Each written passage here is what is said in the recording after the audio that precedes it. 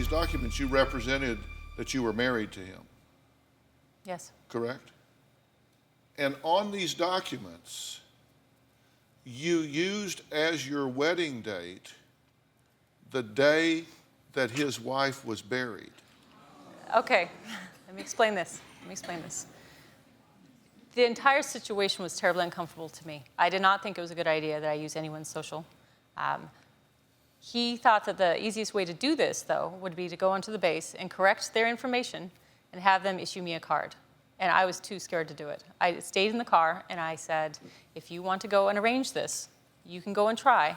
If you talk them into it, they can take my picture, that's fine, but I don't think this is a good idea.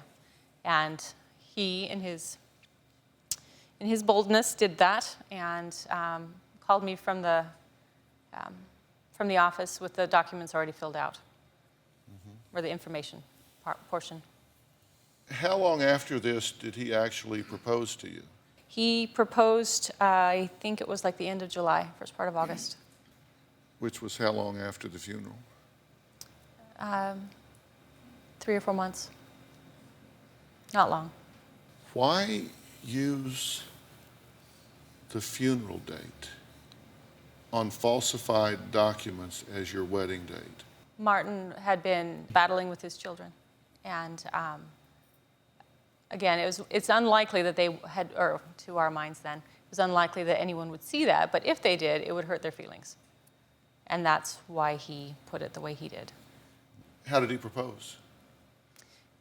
We went to visit my family in Cheyenne, Wyoming, and we went to a restaurant, and he had the ring, and he had flowers, and we had a great dinner, and then he proposed in front of my family. Were you planning to marry him? Yes, I did plan to marry him. You eventually, said yes. Yes. Did you have any doubts about marrying him? Not about marrying him. I had doubts about marriage in general. Have you ever heard the name Drew Peterson? Who?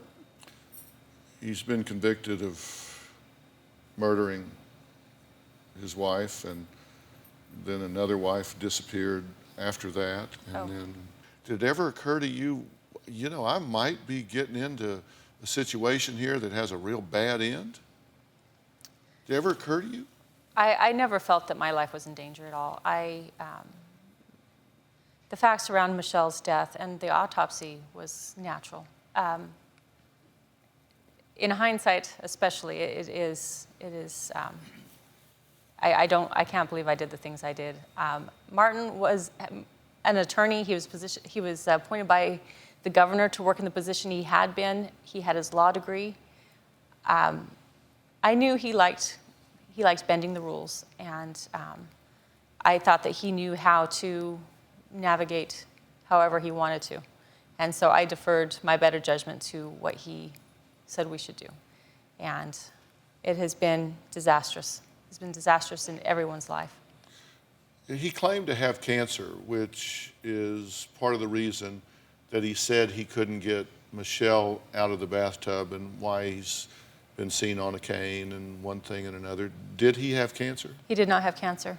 He had an injury in 2005 that was not healing, 2006, that wasn't healing properly. It's a genetic disease called HNPP.